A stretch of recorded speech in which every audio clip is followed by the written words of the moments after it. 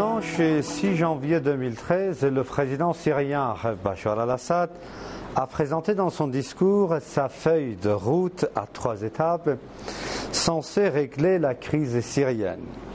Ennemis de Dieu et vassaux de l'Occident, c'est en ces termes que Bachar al-Assad a décrit l'opposition. Il a souligné qu'il voulait négocier avec les seigneurs et non pas avec leurs valets. Sa feuille de route à 3 étapes serait ramenée sans l'ingérence étrangère, la paix et la stabilité à la Syrie. Or, les Occidentaux qui ont intensifié les mesures nocives visant à renverser le gouvernement syrien, qu'il ne soit pas encore parvenu à réaliser leur scénario.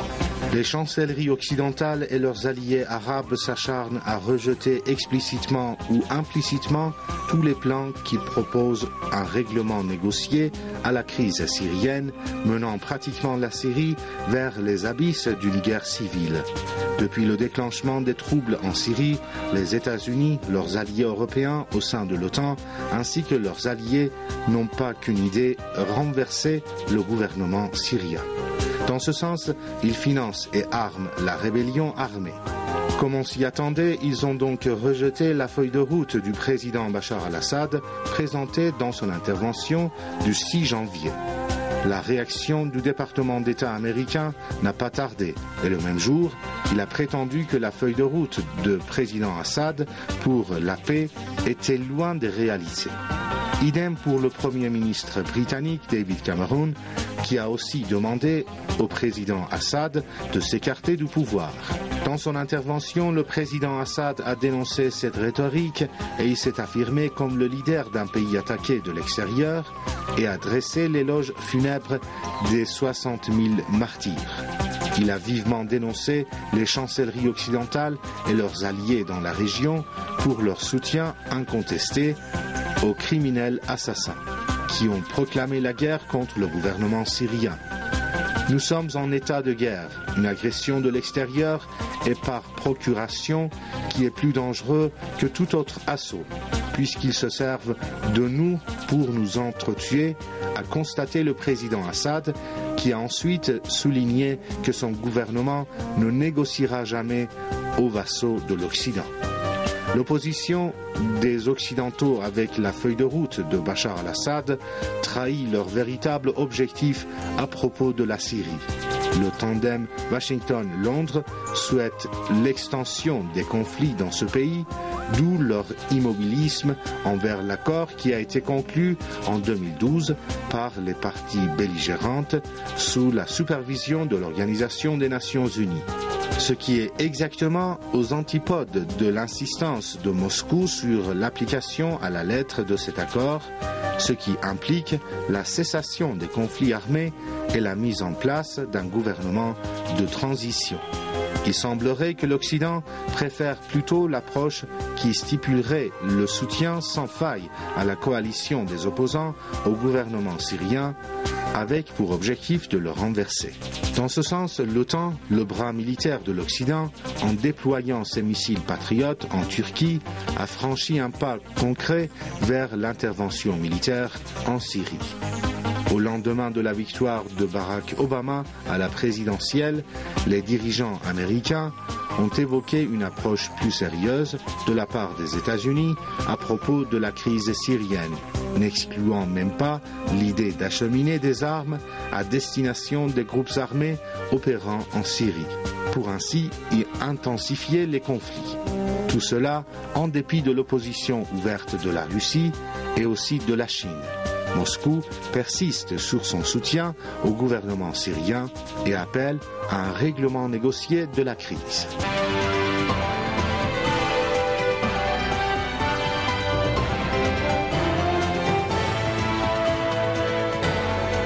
L'Espagne, dont les derniers jours de 2012 étaient ponctués de manifestations et de grèves, s'enfonce dans la crise depuis l'éclatement de la bulle immobilière en 2008, avant un chômage qui touche plus d'un actif sur 4.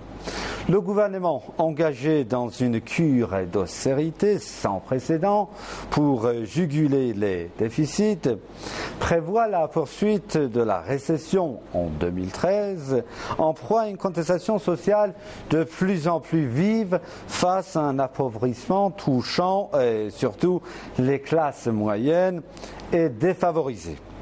Et cela à telle enseigne que le nouvel an 2013, à peine commencé, 2 hommes se sont immolés dans le sud de l'Espagne en protestation à l'injustice sévissant au sein de la société et ont succombé à leur brûlure.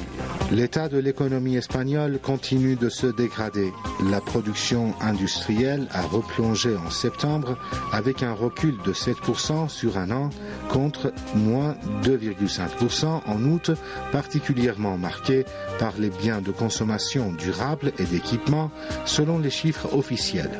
Par ailleurs, la Commission européenne s'apprête à annoncer des prévisions très pessimistes pour l'Espagne qui devrait s'enfoncer dans la récession et rater ses objectifs de réduction des déficits en 2013 et en 2014 selon une source européenne.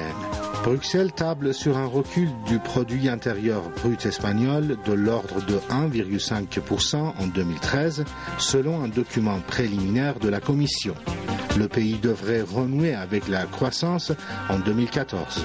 Selon les prévisions de la Commission, Madrid ne pourra pas tenir ses engagements de réduction budgétaire et devrait enregistrer un déficit public de 6% en 2013 et de 5,8% en 2014, bien loin de l'objectif affiché de 2,8%. Ces chiffres risquent de mettre la pression sur Madrid, qui a déjà gagné un an jusqu'en 2014 pour ramener son déficit public à 3%. Le pays risque donc de devoir faire de nouveaux sacrifices pour revenir dans les clous européens. Dans le même temps, la dette espagnole devrait continuer à enfler. Selon les prévisions attendues de la Commission, elle atteindrait 89,5% en 2013 et bondir à 93,9% l'année suivante. La dégradation de l'économie espagnole risque de pousser le pays à demander un plan d'aide pour son économie, en plus de l'aide déjà accordée pour ses banques en juin dernier. Mariano Rajoy a affirmé qu'il ne renoncerait pas à demander un sauvetage global pour l'économie du pays, mais a laissé entendre qu'il ne s'y résoudrait pas cette année. Il repousse l'échéance depuis des mois, notamment par crainte des mesures qui seraient exigées en échange d'une nouvelle aide financière. Comme une réponse au plan d'austérité drastique adopté par le gouvernement espagnol, des dizaines de milliers de personnes descendent à chaque occasion dans la rue pour protester contre les coupes budgétaires dans les secteurs de l'éducation et de la santé. Les manifestations sont organisées par une plateforme sociale de défense de l'État-providence et des services publics. Dans ce contexte, le taux de chômage ne cesse de battre de records. Le nombre d'inscrits au service de l'emploi a fortement progressé au dernier mois de 2012. Selon l'Institut national de la statistique espagnole, le cap des 25% des chômeurs a été franchi au 3e trimestre et selon Eurostat, qui utilise une méthode de calcul différente, le pays enregistre même un taux de 26,2% en octobre. Cette dernière statistique place l'Espagne en tête des pays de l'Union européenne pour son taux de chômage devant la Grèce. À cela, il faut ajouter la crise bancaire. En fait, l'Espagne se trouve coincée entre récession et crise bancaire. Les coûts de financement qu'elle doit supporter ont fortement été marqués par l'effondrement des banques du pays. Des données officielles ont confirmé que l'économie espagnole était retombée en récession et un article de presse a évoqué des retraits massifs auprès de Bankia, la quatrième banque du pays. Moody's a abaissé la note de 16 banques espagnoles. Les banques espagnoles, empoisonnées par des créances douteuses, nées de l'éclatement de la bulle immobilière, sont au cœur de la crise de la dette en zone euro. Les investisseurs, redoutant que le sauvetage massif du secteur ne plombe davantage l'État espagnol, déjà très endetté. Dans la foulée, l'Espagne a pris le contrôle de Bankia dans l'espoir de rassurer les marchés et stabiliser un secteur financier rendu fragile par la crise immobilière. Dans la foulée de cette nationalisation, Madrid a imposé à ses banques d'augmenter leurs provisions pour se protéger des pertes croissantes sur leurs prêts toxiques dans l'immobilier, tout en s'engageant à apporter une aide limitée aux établissements en difficulté via des prêts à taux élevés.